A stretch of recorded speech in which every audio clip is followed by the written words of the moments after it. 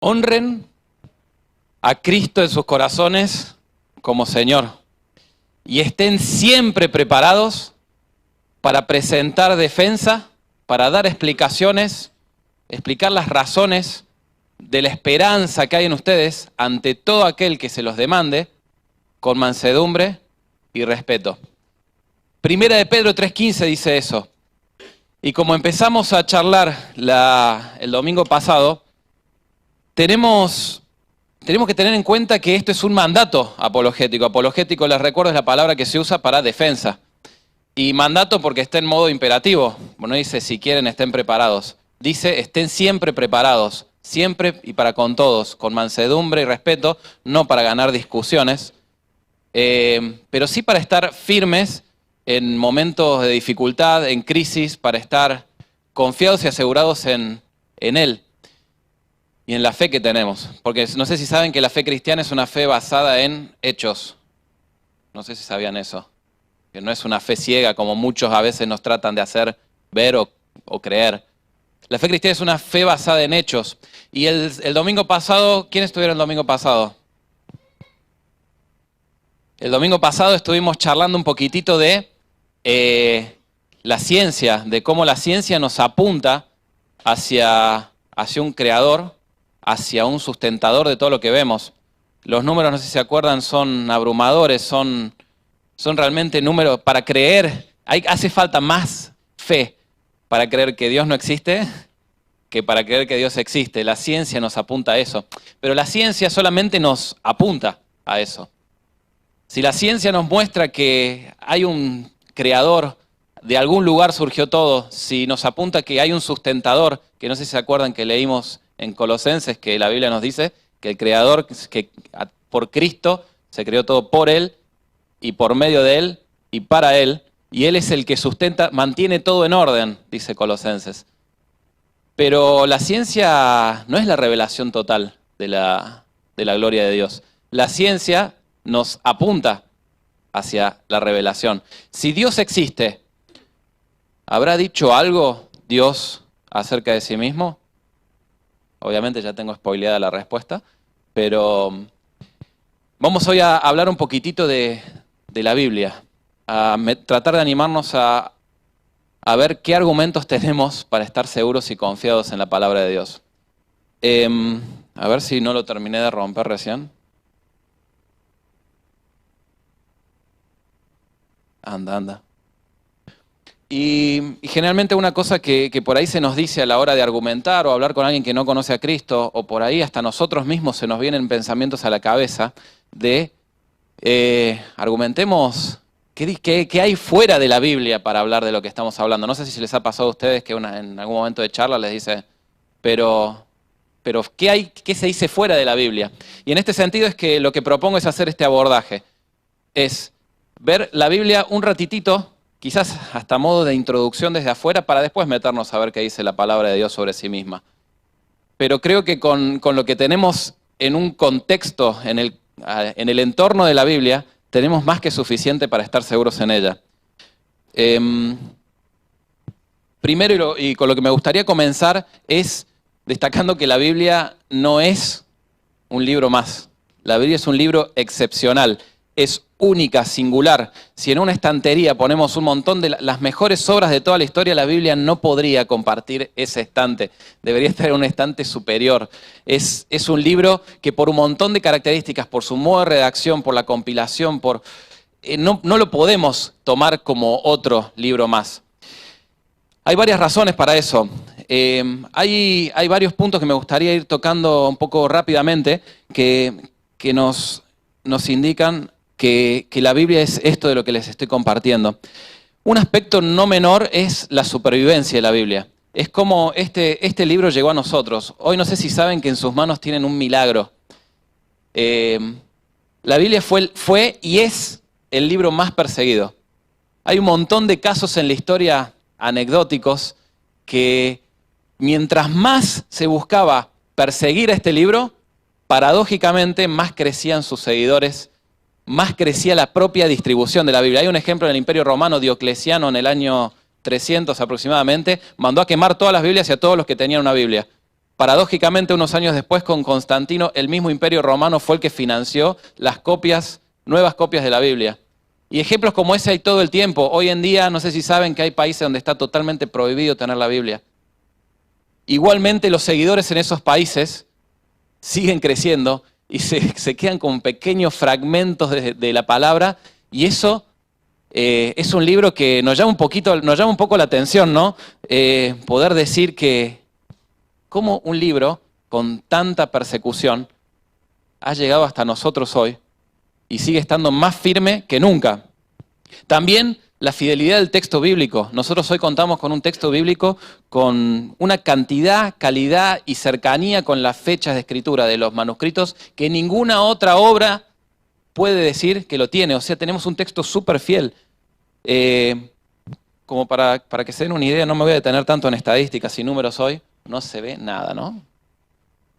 Bueno, son cosas que pasan. Básicamente, acá hay un cuadro de las principales obras en la historia y vemos que solamente teniendo el Nuevo Testamento como referencia, vemos que las principales obras, la Ilíada de Homero, Sófocles, Aristóteles, historiadores como Tácito, todos son documentos que se creen que son súper fieles, pero ni ahí llega a tener la calidad de textos originales que tiene la Biblia, con menos de 100 años entre la escritura y la copia que tenemos hoy en nosotros, y con la coincidencia entre las copias que se fueron haciendo, es realmente sorprendente. Son estadísticas que les animo a buscarlas, a leerlas, porque en eso no tiene comparación. Pero más allá de eso, la Biblia tenía clases de hombres especiales que la iban copiando.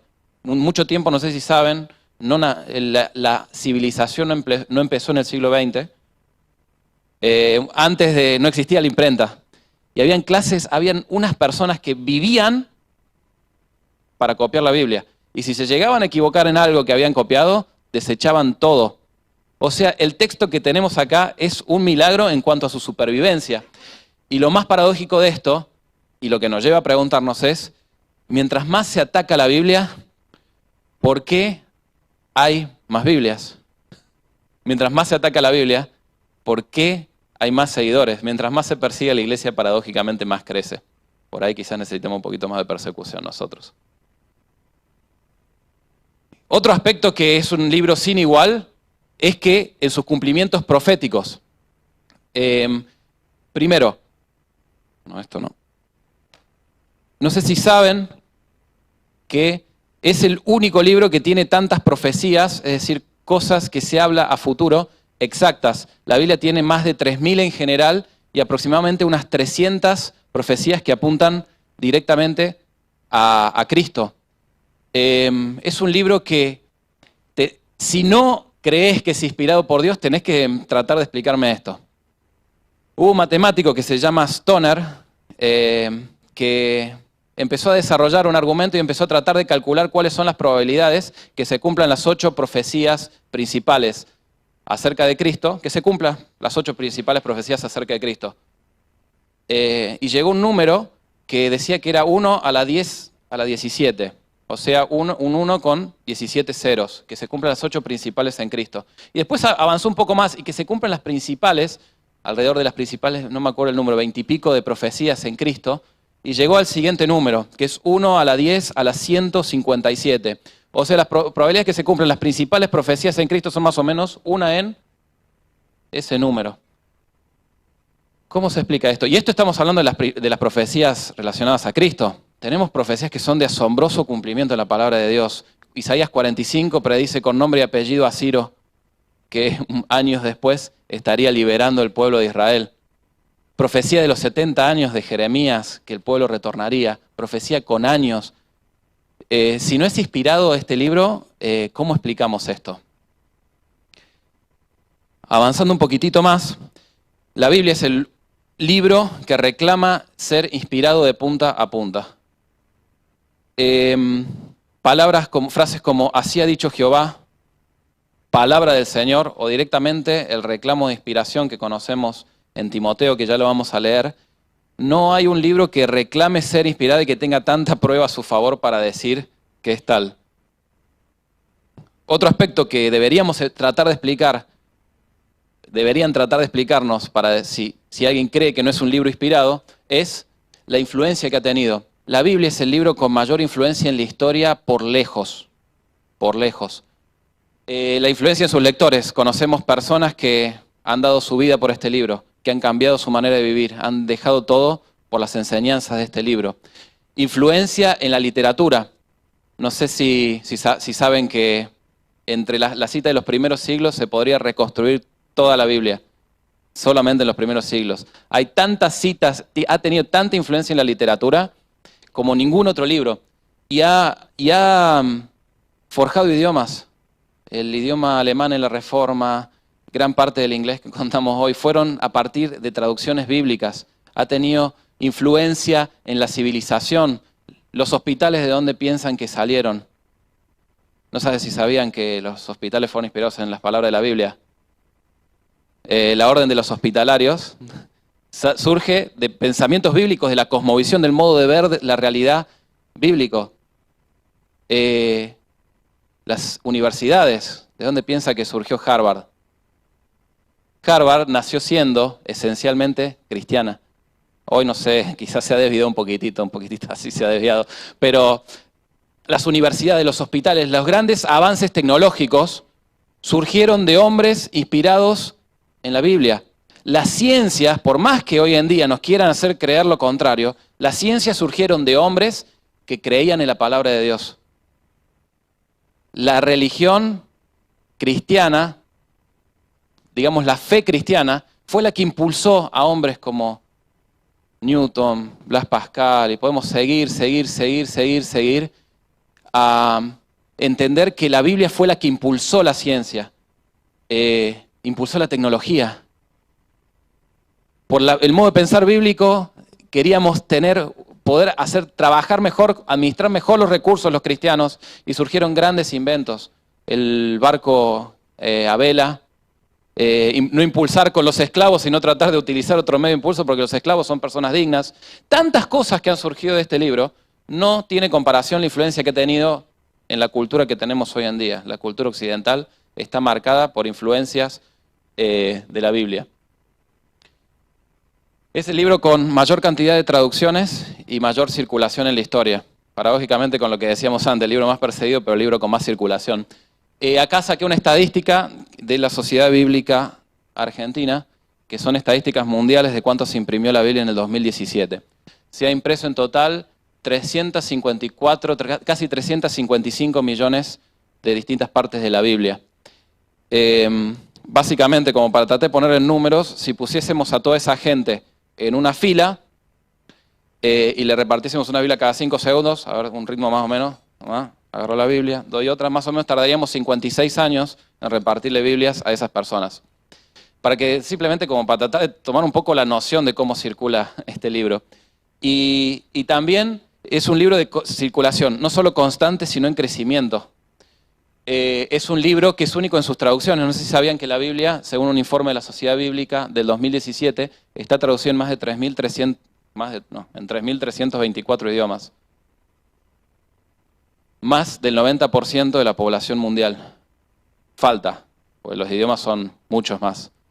Pero la Biblia es el libro de mayor circulación y traducción.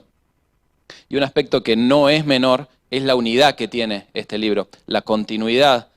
No sé si saben que la Biblia fue escrita alrededor de durante un periodo de escritura de 1600 años, ¿no? ¿Sabían eso? Distintos lugares. Se escribió en prisiones, en palacios, se escribió abajo de un árbol, pastores, se escribió desde distintos lugares de escritura.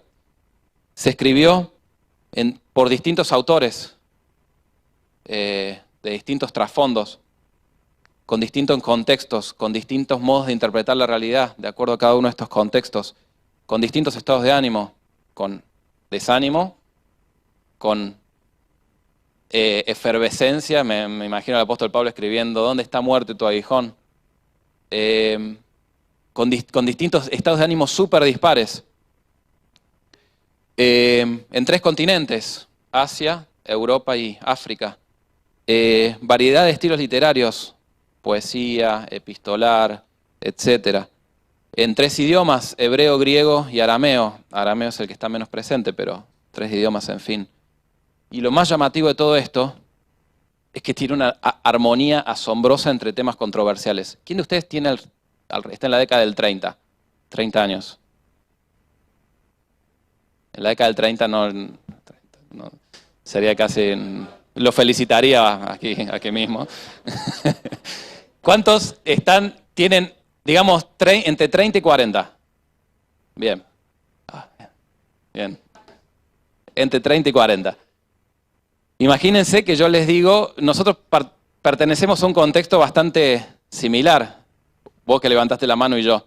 Por ahí tenemos pensamientos orientados en la Biblia, compartimos una comunidad, estamos hoy, esta mañana juntos acá. Imagínate si nos ponemos a hablar de algunos temas controversiales. ¿Ustedes creerían que nosotros tendríamos armonía en nuestras opiniones? No, a palos no, quizás discutiendo, pero... imagínense nosotros que por ahí tenemos un contexto, tenemos la misma edad, un contexto por ahí parecido de donde surgimos, nos cuesta ponernos de acuerdo. Imagínense 40 autores a lo largo de 1600 años con distintos orígenes, con distintos estados de ánimo. ¿Cómo se explica la continuidad de la Biblia si no es por inspiración divina? Aquí está un cuadrito para resumir un poco lo que acabo de decir. La Biblia fue escrita en 1600 años, en 3 continentes, por más de 40 autores, en 3 idiomas, y así todo tiene un solo tema principal. ¿Es coincidencia o inspiración? También es un libro que ha sufrido diversa cantidad de críticas, y es un libro que ha enterrado milagrosamente infinidad de críticas históricas que se decía, no, esto no puede ser histórico, que se han descubierto evidencias de que era un hecho más histórico que la historia misma. Críticas científicas, es un libro que ha sido atacado por la ciencia diciendo esto no puede ser verdad, y después la ciencia muestra que la Biblia tenía razón, como siempre recuerdo que Rubén nos enseña, ¿no? Y la Biblia tenía razón. Ante todo tipo de críticas, la Biblia no solo sigue estando de pie, sino que sigue enterrando a sus críticos. Surgió un movimiento de la alta crítica que trataba de decir que los autores de la Biblia no eran tales. ¿Ese movimiento sigue como empezó? No. La Biblia sigue más fuerte que nunca. La arqueología es asombrosa. Para los que les interesa arqueología y Biblia es un tema fantástico para estudiar. Las confirmaciones arqueológicas que tenemos de la Biblia son asombrosas. Casos como el de Sodoma y Gomorra, Babel, la Torre de Babel, la gran inundación, los patriarcas, confirmaciones geográficas. No hay un libro de la historia antigua que tenga tantas confirmaciones arqueológicas y geográficas como nuestra Biblia. Y un aspecto que no es menor, que le hace todavía más creíble lo que estamos hablando, es la sinceridad que tiene este libro. Porque no es un libro que te trata de decir, ¿vieron? ¿Escucharon la frase? La historia la escriben los que ganan. Bueno, en la Biblia no pasó eso. Lean cantidad de derrotas militares en el Antiguo Testamento. Es un libro sincero. Y más allá de esa sinceridad, tenemos los propios autores de la Biblia describiendo sus bajezas. El apóstol Pablo. ¿Qué civilización hablaría mal en Argentina? ¿Quién se animaría a hablar mal de San Martín? Bueno, leamos un poquitito lo que dice la Biblia de Abraham. Es un libro sincero que lo único que hace es decir, estos relatos son verdad. ¿Y por qué hago toda esta introducción y digo todo esto? Básicamente para decir, muchas veces nos dicen, fuera de la Biblia, ¿por qué crees que la Biblia es inspirada por Dios? Esto nos lleva a pensar que si no es inspirada por Dios, ¿qué respuesta mejor tenemos para todas estas cosas? Y me gustaría repasarlas rápidamente. Hice un acróstico. ¿Saben lo que es un acróstico? Son los que no creen en Dios. Ah, no, esos son los agnósticos. Acrósticos es que con cada letra hay una de las palabras que elegí. La E, de excepcional. La S, de supervivencia. La C, de cumplimientos proféticos. La R, de reclamo de inspiración. La I, de su influencia.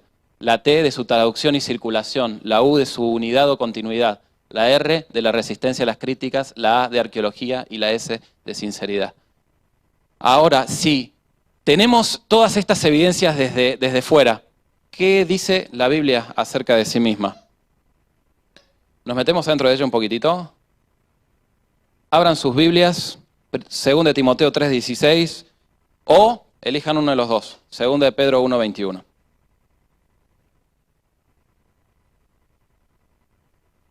poquito larga la introducción.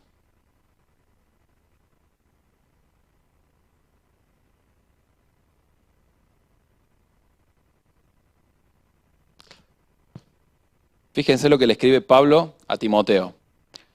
Toda la Escritura es inspirada por Dios y es útil para enseñar, para redarguir, para corregir, para instruir en justicia, a fin de que el hombre de Dios sea perfecto. Acá la palabra perfecto se debería traducir como maduro, según lo que entiendo. Maduro, enteramente preparado para toda buena obra. Repito, toda la Escritura, no una partecita, toda la Escritura es inspirada por Dios y útil para enseñar, para redarguir, para corregir, para instruir en justicia, a fin de que el hombre sea maduro y enteramente preparado para toda buena obra. 1 de Pedro 1:21, ¿quién eligió buscar ese pasaje? Gracias, Brian. Perdón, segunda de Pedro, me equivoqué. Pido que me disculpen. Porque nunca la profecía fue traída por voluntad humana, sino que los santos hombres de Dios hablaron siendo inspirados por el Espíritu Santo.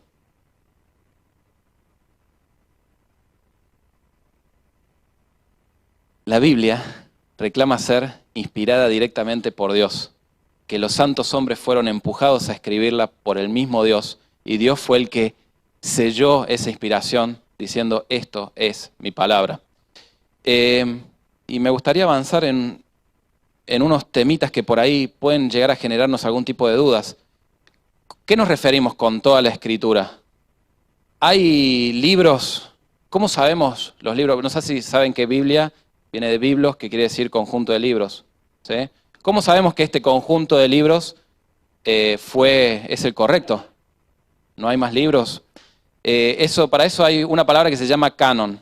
Canon no es la cámara de fotos, también, pero canon se puede traducir como regla para medir o medida que nos hace ver si un libro es o no, y canon se ha adoptado como el listado de libros que tenemos hoy en nuestra Biblia. ¿Eso lo sabían? El canon es el listado de libros que tenemos en nuestra Biblia. Son, en el Antiguo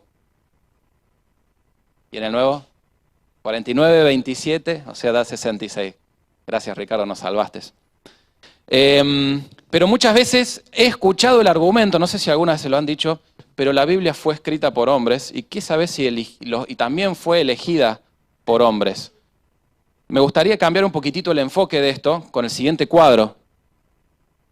¿Cómo se determinó el canon? Muchas veces nos topamos con el argumento de que la iglesia es la que determinó el canon. Eso es una mentira histórica. Si quieren, no tenemos tiempo para desarrollarlo hoy, pero eso es una mentira histórica, porque la iglesia es la que descubrió el canon. ¿Se entiende la diferencia? La iglesia no fue la que, a ver, bueno, puede ser este, sino la que fue descubriendo. Es más, hay libros que a la iglesia le costó incluir, pero tenía tan innegablemente la palabra de Dios en ese libro que lo incluyeron igual. La iglesia no es la que determina el canon, sino es la que lo descubre.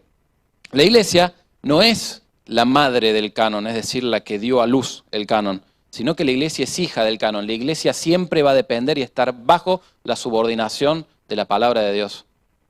Y hay cuando no nos pase lo contrario, o hay cuando pasó en la historia lo contrario. La iglesia es la que administra el canon. Error. La iglesia es la que reconoce el canon. La iglesia es juez del canon. La iglesia juzga el canon. No. La iglesia es testigo del canon y hasta ajusticiada por los libros del canon. La iglesia es maestra del canon. Le enseña al canon. No. La iglesia es sierva, ministra del canon. Pero ¿cómo se eligieron el listado de libros que tenemos hoy en día en nuestra escritura?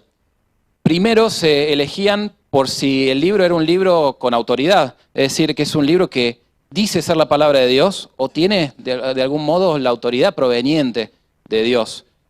que tiene un carácter profético. ¿Saben que profético quiere decir hablar en nombre de Dios? Si son libros que realmente hablan en nombre de Dios, si fueron sus autores hombres de Dios, si es auténtico, si es verdadero su autor, sus temas, si no tiene contradicciones, si es un libro que ha demostrado tener poder, que ha sido poderoso para transformar vida de las personas, cómo ha sido recibido por sus lectores, si fue recibido como palabra de Dios.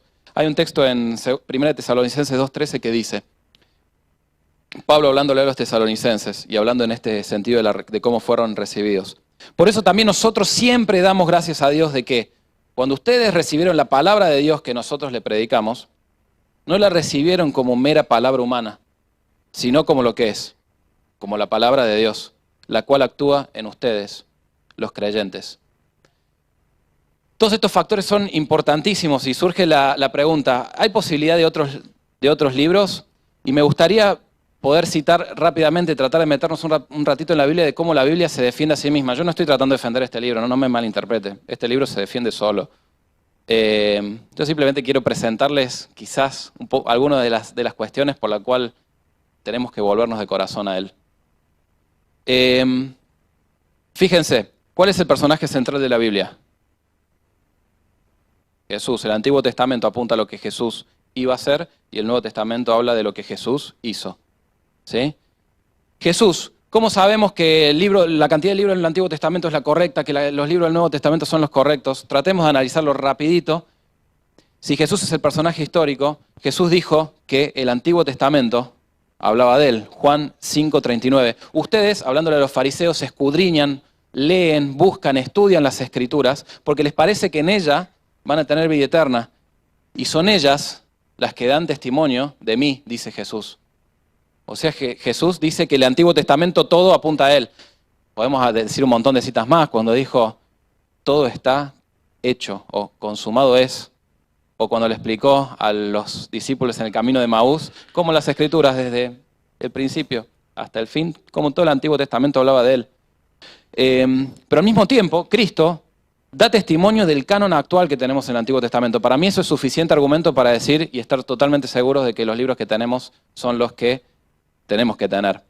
En Lucas 11, 50, 51 dice, por lo tanto, la gente de esta generación se le demandará la sangre de todos los profetas que desde la fundación del mundo ha sido derramada, desde la sangre de Abel hasta la sangre de Zacarías que murió en el altar y el templo. Sí, les aseguro que será demandada de esta generación. Jesús, para que se ubiquen, empieza hablando de la sangre de Abel, que fue el primer mártir, y el canon hebreo terminaba en Crónicas con el último mártir, que era Zacarías. Lo que está diciendo Jesús es, todo ese Antiguo Testamento era el periodo de los profetas. Lucas 24:44, Jesús les dijo, lo que ha pasado conmigo es lo que les anuncié cuando estaba con ustedes, que era necesario que se cumpliera todo lo que está escrito acerca de mí en la ley de Moisés, en los profetas y en los salmos. Ley, profeta y salmos era la división que tenía el Antiguo Testamento hebreo. La ley, los profetas y los escritos. Era exactamente los libros que hoy tenemos nosotros en nuestro Antiguo Testamento. Pero allí no se queda todo, porque ustedes dicen, ¿y el Nuevo? Jesús en reiteradas oportunidades les delega autoridad a sus apóstoles. Y acá hago un paréntesis que me permito decir, cuidado con los que se autodenominan apóstoles, porque lo que hacen es agregar, ponerse en la misma autoridad de los que escribieron en la Biblia y por ahí decir, ponerse en lugar de estar hablando en nombre de Dios, cuando la verdad Jesús le dio esa autoridad a los apóstoles en el sentido de los 12. Y Pedro cita como uno de los apóstoles, el que les dijo, pastorea mis ovejas. Pedro cita a Pablo como escritura. ¿Me creen o vamos a leerlo? O las dos, por ahí me creen y lo leemos igual. Segunda de Pedro 3, 15 y 16 dice, tengan en cuenta que la paciencia de nuestro Señor es para salvación, tal y como nuestro amado hermano Pablo, según la sabiduría que le ha sido dada. Les ha escrito en casi todas sus cartas, donde habla de estas cosas, aun cuando entre ellas hay algunas que son difíciles de entender, y que los ignorantes e inconstantes tuercen, como hacen también con las otras escrituras, para su propia perdición. No sé si se dan cuenta que Pedro mismo le está dando autoridad a los escritos de Pablo. La está comparando con el resto de las escrituras, está poniendo la categoría de escrituras. Y Pablo se refiere al Antiguo Testamento como escrituras. Lo que acabamos de leer, que toda la escritura es inspirada por Dios. Entonces, la conclusión de este círculo es que tenemos una palabra segura, milagrosa, la tenemos entre nuestras manos. ¿Hay otros libros que han intentado formar parte del canon? Sí los hay. Hay algunos que se llaman apócrifos, otros pseudoepígrafes. No tengo tiempo hoy para desarrollarlo, pero básicamente son libros que no son proféticos, que no tienen la intención de ser proféticos, que admiten que tienen fallas. Hay un texto en Macabeos que lo dice, por ejemplo. No fueron agregados al canon bíblico, sino hasta el Concilio de Trento, que fue la respuesta de la Iglesia Católica a la Reforma. Tienen enseñanzas contrarias al resto de las escrituras y contienen errores históricos. No fueron aceptados por los principales pensadores, y más allá de los principales pensadores, lo que acabamos de hablar de Jesús. Jesús declaró que el periodo profético fue hasta Zacarías. La mayoría de estos libros son entre los dos testamentos, en ese periodo entre Zacarías y el Nuevo Testamento. ¿Por qué recorrimos todo esto? Por ahí es importante estar preparados, fundamentados, es importante estar seguros en la palabra de Dios, porque estar seguros en la palabra de Dios es lo que nos va a dar seguridad a nosotros para desenvolvernos en nuestra vida cotidiana. Primero, las tentaciones. Comparemos rápidamente la tentación de Adán y Eva con la tentación a Jesús. La serpiente antigua, el diablo, va y tienta a Adán y Eva y les dice, ¿con que Dios les dijo qué? O sea, ¿qué atacó primero la serpiente? Fue directamente la palabra de Dios. Dijo, con que Dios les dijo que no pueden comer de ningún árbol. Y Eva, ustedes dicen, respondió. Dice, no, eso no nos dijo Dios. Dios nos dijo que podemos comer de cualquier fruto, pero del árbol del conocimiento del bien y el mal, no podemos comer ni tocarlo. No sé si se da cuenta que ahí agregaron un mandamiento, porque cuando Dios no dijo que no podían tocarlo. Y después la serpiente, ¿qué hace? Eso es mentira. Ataca directamente a la palabra de Dios. Comparemos la reacción de Adán y Eva con el postrero Adán, Cristo. Jesús, cuando fue tentado, ¿cómo respondió? Convertí esta piedra en pan. Escrito está. Ustedes por ahí nos preguntamos por qué tantas veces caemos entre las mismas luchas, peleas, tentaciones. Quizás nos falte un poquitito más de escrito está. Tenemos luchas constantes y por ahí quizás nos hace falta un poquitito más de esto dice Dios de mi lucha. Uno de los principales ataques que como opinión personal me permito dar que estamos sufriendo como sociedad es un ataque a nuestra identidad. Se nos dice, y va a ser creo que el desafío de la iglesia de acá en los próximos años, la gente no sabe quién es. La gente piensa qué es lo que tiene, nos confunde en pensar quién sos vos. Bueno, ni hablar de temas de género, ya se puede escoger entre tantas cosas, pero fíjense un detalle, antes de la tentación, ¿qué sucedió con Jesús? Que fue bautizado. Y en el bautismo, ¿qué le dijo el Padre a Cristo? Este es mi Hijo amado en quien tengo complacencia. Semejantes palabras, ¿no? Pero la serpiente, ¿a qué atacó? Si vos sos Cristo, el Hijo de Dios, decile a esta piedra que se transforme. Atacó directamente a la identidad de Él. Y muchas veces somos atacados en nuestra identidad. ¿Sos hijo de Dios? Pero la Biblia lo dice una y otra vez, que a los que creemos en Él, tenemos la potestad de ser llamados hijos de Dios, en Juan 1. Somos muchas veces atacados en quiénes somos, pero no nos damos cuenta que estando firmes en la Biblia, tenemos la identidad marcada, somos pueblo adquirido por Dios, real sacerdocio, linaje escogido, somos sal, somos luz, somos sus hijos, somos amados. Todo lo que somos está escondido en el seno de este libro. Y cuando se desarrolla el libro de Deuteronomio, una y otra vez se repite que el objetivo de la ley es para que nos vaya bien en la tierra, que Dios nos prometió. Muchas veces creemos que la Biblia son nos. La Biblia está llena y cada no puede ser tomado como un sí. No hagas esto, no matarás, claramente es un sí a la vida. Muchas veces creemos que la Biblia nos pone límites. No. La Biblia nos da una libertad que nadie más puede dar en esta tierra. Y esa libertad proviene ni nada más ni nada menos que del mismo Jesús, el centro de este libro. Y muchas veces nosotros queremos cambiar, queremos ser transformados, queremos salir de los momentos difíciles en los que vivimos. Y el modo que tenemos es empezar a pensar conforme a lo que dice la palabra de Dios. Los grandes avivamientos de la historia, no sé si saben, que han surgido de volver a la palabra de Dios. Podemos hablar de la Reforma, podemos hablar de la Inglaterra, no en este momento, ¿no? Que ya son una sociedad postcristiana, pero la Inglaterra que surgió de una nación de borrachos, lean un poquito Spurgeon, es muy interesante, una nación de borrachos que terminaron siendo un ejemplo en un montón de cosas, mandando misioneros a un montón de lados. Estados Unidos, en sus momentos de avivamiento. En la Biblia vamos a la historia de Josías, el rey que fue y desempolvó la Biblia, y cuando la leyeron se rasgaron las vestiduras y surgió un avivamiento en el pueblo de Israel. Creo que quizás, ¿cuántos de ustedes han leído un avivamiento? Vamos, somos 3, 4. Quizás haga falta buscar entre nuestras riquezas, como hizo el rey Josías, desempolvar la palabra de Dios y volcarnos de corazón a creerla.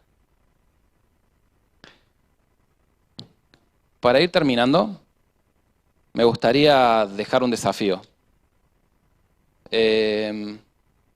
¿Saben qué es Game of Thrones? Es la serie que está de moda hoy en día.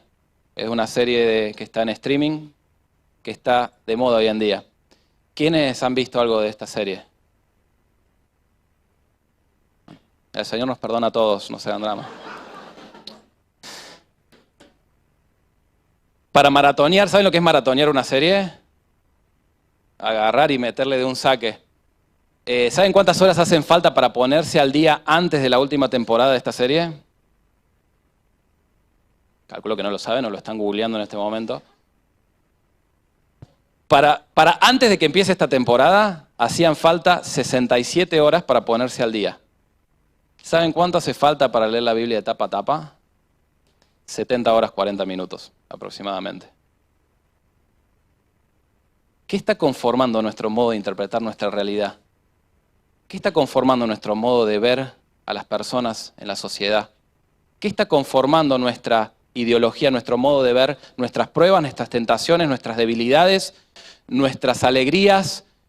¿En qué estamos fundamentados?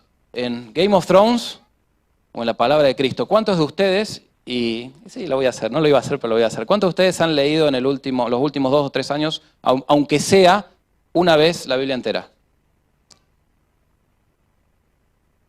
Bien. 2 veces, dejen las manos arriba.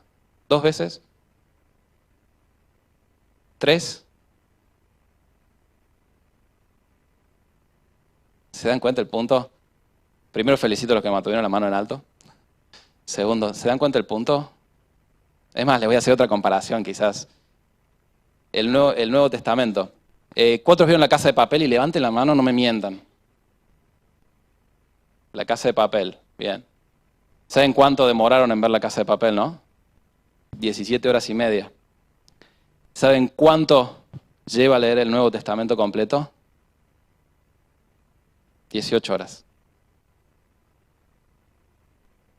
¿Se dan cuenta que muchas veces tenemos un libro para confiar, tenemos un libro para creer, tenemos un libro para depositar nuestra confianza, para salir adelante? ¿No le encontrás sentido a lo que te está pasando? A todos creo que nos pasa en distintas situaciones. ¿No le encontrás sentido? Volcate a la palabra de Dios. ¿No encontrás ánimo? Volcate a la palabra de Dios. En vez de ver La Casa de Papel y tratar de entretenernos o sacar la mente de nuestro lado, de distraerme un rato, ¿por qué no nos volcamos de lleno a la palabra de Dios? Un ejemplo más, y son decisiones personales, ¿no? Pero les pregunto, ¿Cuántos de ustedes tienen redes sociales? Creo que la red social no es ni buena ni mala, es una herramienta. Pero creo que son de los grandes ladrones de tiempo que tenemos. No sé si saben cuántos de ustedes son millennials o centennials. Millennials, llámese de los que nacieron del 85 para acá. Yo entro, pero como por fuego.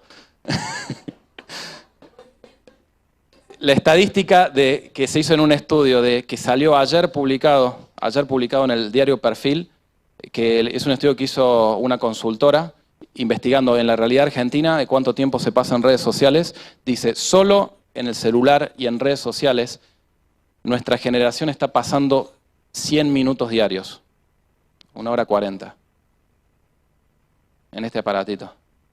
¿Saben si reemplazás? No te digo cerrar las redes sociales. No. Yo hace tiempo decidí no usarlas más, personalmente. Pero, ¿sabían en cuánto lees la Biblia si reemplazás el tiempo que pasás en redes sociales? 15 días. No, perdón, 1 mes y medio. 15 días el Nuevo Testamento. 1 mes y medio tenés la Biblia de tapa a tapa si tan solo reemplazás, ni te digo WhatsApp, redes sociales. Y ni hablar el consumo de pantalla que se dice que está arriba de 4 horas y media por día, por persona. ¿Queremos realmente ver un avivamiento? ¿Estamos dispuestos a volvernos de corazón a la palabra? El desafío es este. Ponete a leer la Biblia, nos pongamos a leer la Biblia y nos volquemos de corazón a ella para que transforme nuestra realidad y las realidades que vivimos. Primero nuestro contexto. Y nos vamos a empezar a dar cuenta una y otra vez que se van a ir abriendo puertas, vamos a ir teniendo mejor ánimo. Es impresionante en los momentos de tormenta cómo leer la palabra de Dios empieza a traer paz al corazón. Es impresionante y si no lo han experimentado, los invito a poder hacerlo. Para leer la Biblia en un año hacen falta 12 minutos diarios. Las redes sociales, según Piper, cito textual a Piper, las redes sociales tienen un propósito eterno, que es darnos cuenta que era mentira, que no teníamos tiempo para Dios. Tenemos un libro que se defiende solo. Lo que desarrollé en 25, media hora, lo traté de hacer rápido porque hay toneladas de cosas escritas referido a esto. Pero lo que dije en un ratitito, el objetivo de todo lo que quería decirles es, tenemos una revelación segura, suficiente. Tenemos en nuestras manos un arma, una espada de 2 filos, que penetra hasta lo más profundo de nuestro corazón. No la tengamos envainada. Nos volquemos de lo que es una cosmovisión. Una cosmovisión. ¿Me prestás los anteojos un segundo? Cosmovisión es esto. Son los lentes a través de los que uno ve la realidad. ¿Me quedan? Es como uno interpreta la realidad. Son las ideas que tenemos en nuestra mente que nos hacen canalizar todo lo que vivimos u observamos. Gracias. Nosotros somos llamados a tener una cosmovisión bíblica, que la Biblia sea la que determine todas y cada una de nuestras ideas, cada una de nuestras explicaciones de la realidad. Cuando vemos una persona en la calle, ¿es una persona digna, creada a imagen de Dios igual que yo? Eso genera una diferencia asombrosa, por ejemplo, en países como India, donde se cree que no, es su karma y yo si lo estoy ayudando hasta le estoy haciendo un daño, porque en su reencarnación le va a ir peor. Tener una cosmovisión bíblica enfrentada con las cosmovisiones del mundo, la cantidad que pueden haber, es la que puede determinar un cambio realmente profundo. Somos llamados a interpretar la realidad, nuestra realidad, a través de los lentes de Dios. Y los lentes de Dios los tenemos acá en la mano. Yo los invito a volcarnos de corazón a la palabra de Dios. A realmente dejar de autoengañarnos diciéndonos que no tenemos tiempo. A realmente entregarnos a sus palabras. A que dejemos que ellas nos guíen a nosotros. Les aseguro que muchas de las depresiones que vivimos ya no serían tales. Muchas de las tentaciones a las que somos enfrentados serían dejadas de lado. Muchas de las alegrías serían completamente plenas en Cristo. Señor,